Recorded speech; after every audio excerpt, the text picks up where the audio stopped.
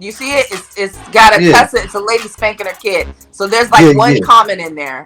Read Yeah. that long ass shit and tell me what you think he's saying. I didn't fully understand. Gentle parenting, authoritative parenting, permissive parenting, etc. All of them are belying the fact that people have the incorrect framework. We don't talk about any of our other relationships like these. What? Hold on a moment. I'm not about to read this shit out loud because I can't. Any of our other relationships like these competing ways of interacting with people. Instead, we all govern. We govern all our other relationships. We try to with treat others how you like them to treat you, or to paraphrase more biblical sounding way, doing to others how you doing to them. It's deeply concerning how all the people in our lives, it's our children, we exempt from this golden rule.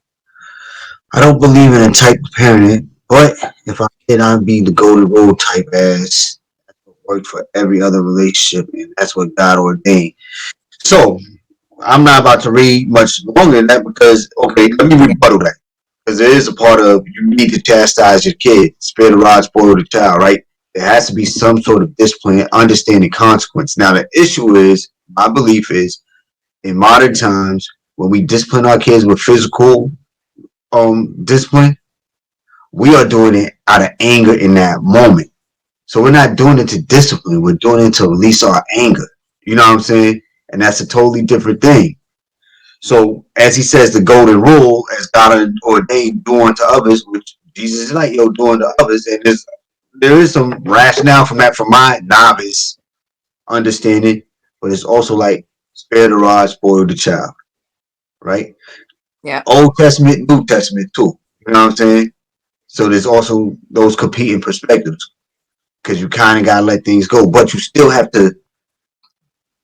I think that you still have to develop some sort of structure. So what happens when you have a kid? And I'll finish reading the rest of this in a second.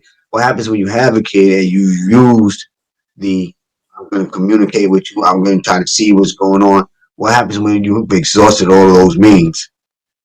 Does it ever get physical? Do you make them do knuckle push-ups? Do you smoke them out? And when I say smoke them out, I mean you make them do exercise. I'll And tire him out. is exercise any different from physical abuse? Because you cause a physical discomfort. And when I said physical abuse, let me correct myself. Spanking, because you're still causing that physical discomfort. Spanking is to inflict pain, not to hurt you, but to inflict pain. And there's a distinction between that, in my opinion. Hurt has a lasting effect, right? And Yeah. I know somebody would say, yeah, spanking can have a lasting psychological effect. We're not talking about 20 lashes or 15 lashes. We talk about a good 3 lashes or so with the hand or with a belt, whatever, with the pants on, whatever the case may be, just so the kid will understand there's a degree of discomfort, at least from my philosophy, right? So I spank you so that you can associate that behavior with discomfort, and hopefully that will deter you from further engaging in that kind of behavior. That makes sense? Yeah. So what is our option when we've exhausted the communication and all of that? We never spank. When our kid tries to go do something that's crazy and they let's play this. Our kid tries to get a gun to go harm your kid. I can't grab my kid up and whoop their ass. Oh, it's Right. okay in that instance when your kid is at risk. So if you're gonna police it, if you're gonna say this, at least say there's gonna be exceptions. There has to be exceptions because Exception. proof of Yeah. the matter is, if you don't police your kid, the police are going to use physical force to deter them. Everywhere else in the world, when you're trying to get control of an unruly person, they don't always talk you down. They resort to physical pain, even in the animal kingdom. And we are animals, right? Like, let me know if you disagree with anything I'm saying right now. I think it makes sense, though. Yeah. I got you.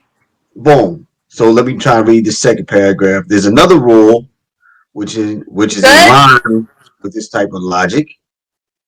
If it's wrong to do it to a white person, it's wrong to do it to a black person.